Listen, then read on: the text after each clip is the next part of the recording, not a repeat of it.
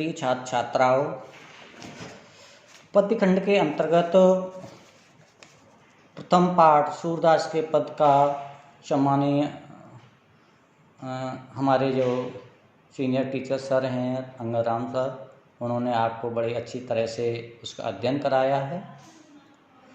इस पद्यखंड में द्वितीय पाठ धनुष्वंग, जो राम काव्य धारा के प्रमुख कवि या प्रवर्तक कवि भी कहेंगे, उस राम काव्य धारा के प्रवर्तक कवि महाकवि तुलसीदास जी द्वारा लिखा गया है। इस धनुष्वंग में सीता के विवाह के लिए जो स्वयंवर सभा होती है उसी का वर्णन किया है। राजा जनक सीता के लिए जो वर ढूंढने के लिए एक शर्त रखते हैं, जिसमें शिव जी का जो धनुष होता है, जो उसको खंडित करेगा या उठाएगा, उसी के साथ सीता का विवाह किया जाएगा। स्वयंवर का आयोजन होता है। सभी राजा मंत्री गौर, बहुत बड़े दूर दूर से राजा आते हैं, बलशाली। इसमें आप ये मैं कहूँगा कि रावण भी जाता है, बाणासुर भी जाता है, और बहुत सारे राजा आते हैं जो अपने आप को मानते हैं कि मैं उस धनुष को खंडित कर दूंगा और सीता का विवाह मेरे साथ हो जाएगा। लेकिन जब सभा का आयोजन होता है तो सभी बलशाली राजा जो अपने को अहंकार करते थे, अपने आप को बलशाली समझते थे, उस धनुष को खंडित करने की बात तो छोड़ो, हिला तक न सके। ऐसी स्थिति में राजा जनक और उनके मंत्री, पूरी सभा, माता सीता, सभी के अंदर उदासी छाई हुई थी। उन्हें ये प्रतीत हो रहा था कि शायद अब कोई धनुष को नहीं उठा पाएगा और सीता का स्वयंवर नहीं होगा। तभी उस सभा के मध्य अपने गुरु विश्वामित्र के साथ बैठे श्री राम और अपने छोटे भाई लक्ष्मण। श्री राम ने अपने गुरु विश्वामित्र से उनको चरणों को स्पर्श किया और उस धनुष को खंडित करने के लिए इजाज़त मांगी। जैसे ही श्री राम उस मंच पर खड़े हुए तो वहाँ जितने भी संत समाज बैठा था वो आनंदित होने लगा। आप इस दोहे को देखेंगे और केवल इसी दोहे का हम आपको अर्थ बताएंगे, क्योंकि इसका जो अर्थ है रूपक अलंकार के अंदर है और बहुत भावार्थ है, इसमें बहुत जोड़ना पड़ता है, तो आप ध्यान से सुनेंगे। उदित उदयगिर मंच पर रघुवर वाल पतंग, बिकसे संत सरोजव हर्षे लोचन भ्रंग।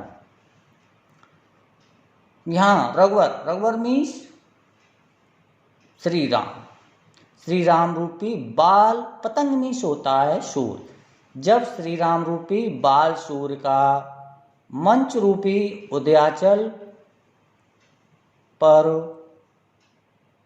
उदय हुआ, समझ गए? एक बात मैं बीच में फिर बोलना चाहता हूँ। यहाँ ये बात इसलिए कही गई है क्योंकि जब सूर्य प्रातःकाल सूर्य उदित होता है तो उसकी पहली किरणें जिस पर्वत पर पड़ती हैं उसे उदयाचल पर्वत कहते हैं। तो यहाँ पे मंच रूपी उदयाचल पर्वत है, मंच रूपी उदयाचल है। जब बाल रूप श्री राम को एक सूर्य के रूप में वर्णित किया है, ठीक है? तो आप देखें, जब श्री राम रूपी बाल सूर्य का मंच रूपी उदयाचल पर्वत पर उदय हुआ तो वहाँ बैठे सभी संत रूपी जो कमल थे, सरोज मीन्स कमल, विकसे मीन्स विकसित हो गए या आनंदित हो उठे। चूँकि कारण ये है, जब सूर्य उदित होता है तो सरोवरों में, तालाबों में जो कमल होते हैं वो विकसित हो जाते हैं। यहाँ पे जो संत हैं, संत रूपी जो सरोज हैं, कमल हैं, वो आनंदित हो उठे। उन्हें अब लगने लगा था कि अब शायद श्री राम इस धनुष को खंडित कर दें। हर्षे लोचन भ्रंग, चूँकि जब कमल विकसित होते, सूर्य के उदय होने पर जब सरोवरों में सूर्य विकसित होते हैं, जो कमल हैं विकसित होते हैं, तो उनके अंदर जो भंवरे होते हैं विकसित होने पर वो भंवरे निकलकर प्रसन्नता जाहिर करने लगते हैं या भुनभुनाने लगते हैं उनके ऊपर। तो यहाँ पर जो संत थे, संत रूपी जो कमल थे, जैसे ही विकसित हुए तो उनके जो नेत्र रूपी, लोचन मीन्स नेत्र रूपी जो भृंगी भंवरे हर्षित होने लगे। आप इसको फिर से एक बार देख लें। सीधा अर्थ में तो हम कह सकते हैं कि जब श्री राम रूपी बाल सूर्य का मंच रूपी उदयाचल पर उदय हुआ तो वहाँ बैठे हुए सभी संत रूपी कमल आनंदित हो उठे या प्रसन्न हो उठे और उनके नेत्र रूपी भंवरे प्रसन्न होने लगे या हर्षित होने लगे। इतना ही आज इससे संबंधित आपको देंगे, क्योंकि इसमें बहुत ज़्यादा है। चाहो तो 2 लाइन और पढ़ लो, चाहे देख लीजिए आगे। चलो।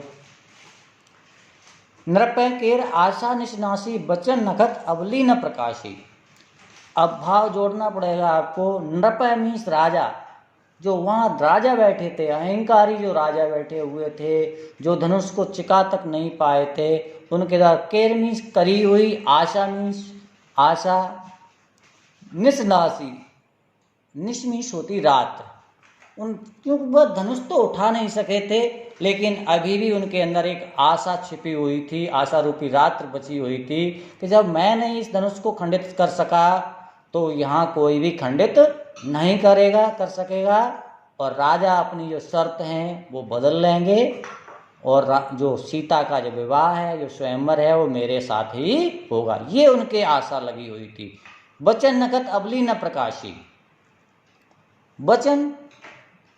बचन रूपी नखत, नखत मीन्स होते नक्षत्र। नक्षत्र बहुत असंख्य होते हैं, तारे होते हैं असंख्य होते हैं। इसी प्रकार हुए वहाँ जो अहंकारी राजा, जो घमंडी राजा थे, वो बढ़ चढ़कर बातों का बखान करते। अबली मीन्स पंक्तियाँ, यानी बातें की बातें। अब नक्षत्र होते, तारों की पंक्तियाँ होती, असंख्य होती हैं, तो वो बढ़ चढ़ के बातें कहे जा रहे थे। अब वो प्रकाशहीन हो गए, यानी अब वो मूक दर्शक बन गए। उन्हें लगा कि अब धनुष खंडित हो जाएगा और स्वयंवर श्री राम के साथ हो जाए। इसलिए अब जो वचन बढ़ चढ़ के बोल रहे थे वो चुपचाप शांत बैठ गए। लाइन को बहुत ध्यान से देखें। जो अहंकारी रूपी जो राजा थे, जिनके आशा रूपी रात बची हुई थी कि अगर मैं खंडित नहीं कर सका तो कोई भी इसको खंडित नहीं कर सकेगा और सीता का स्वयंवर मेरे ही साथ होगा। जैसे ही प्रभु श्री राम उस मंच पे खड़े हुए, वैसे ही उन सभी अहंकारी राजाओं की बोलती बंद हो गई। मानी महिप मुकुट सक्षाने। मानी मीन्स अभिमानी, अहंकारी। महिप मीन्स राजा या भूप। कुमुद मीन्स होता है, कुमुद दिन में खिलता है। सॉरी, मैंने गलती से बोल दिया है। कुमुद होता है वो रात्र में खिलता है। कुमुद और कुमुदनी रात्र में खिलते हैं। जैसे ही सूर्य उदित होता है तो वो उनका जो खिलना बंद हो जाता है। यहाँ पे जब राम रूपी बाल सूर्य का उदय हुआ तो जो मानी मीन्स अहंकारी रूपी जो राजा थे वो सक्षाने लगे, यानी कुमुद सूर्य के प्रकाशित होने पर, सूर्य के उदित होने पर मुरझा जाते या खिलना बंद हो जाता है उनका। यहाँ पे राम खड़े हुए तो जितने भी अहंकारी रूपी राजा थे वो सक्षाने लगे कि अब सीता का मेरे साथ स्वयंवर नहीं होगा। कपटी भूप उलूक लुकाने। जो कपटी जो राजा थे,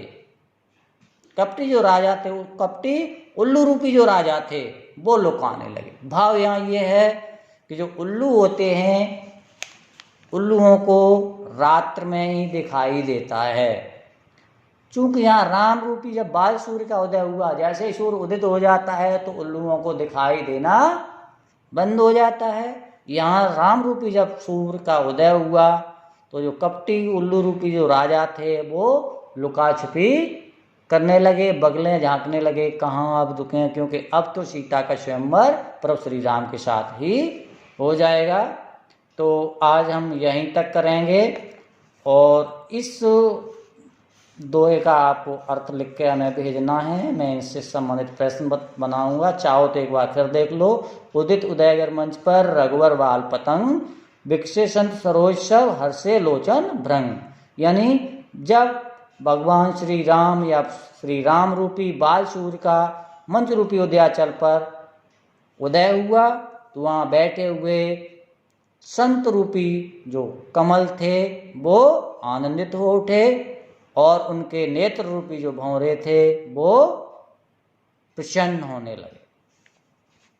नृपय के आशा निशनासी, जो वहाँ राजा बैठे हुए थे जो धनुष को खंडित नहीं कर सके थे, उनके अंदर एक आशा रूपी रात बची हुई थी। शायद धनुष कोई खंडित न कर सके, राजा शर्त बदल लें और उनका विवाह मेरे साथ ही होगा।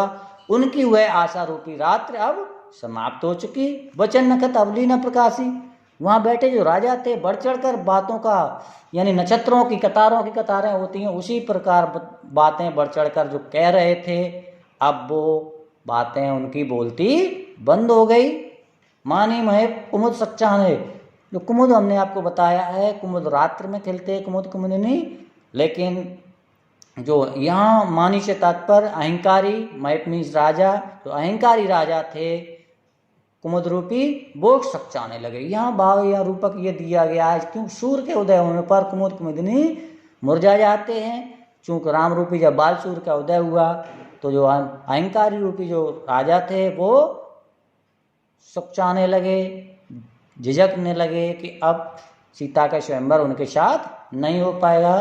कपटी भूप उल्लूक लुकाने, और जो कपटी उल्लू रूपी जो राजा थे जिनको केवल रात्र में ही दिखाई देता था, वो अब लुका छिपी करने लगे। उन्हें लगा कि अब राम इस धनुष को खंडित कर देंगे, अब हमारा यहाँ कोई काम नहीं है। चूंकि उल्लुओं को रात्र में दिखाई देता है और जब राम रूपी जब सूर्य उदय हुआ तो उल्लुओं को दिखाई नहीं देगा। यहाँ कपटी रूपी जो उल्लू राजा थे अब उनको दिखाई देना बंद हो गया। ठीक है, आगे कल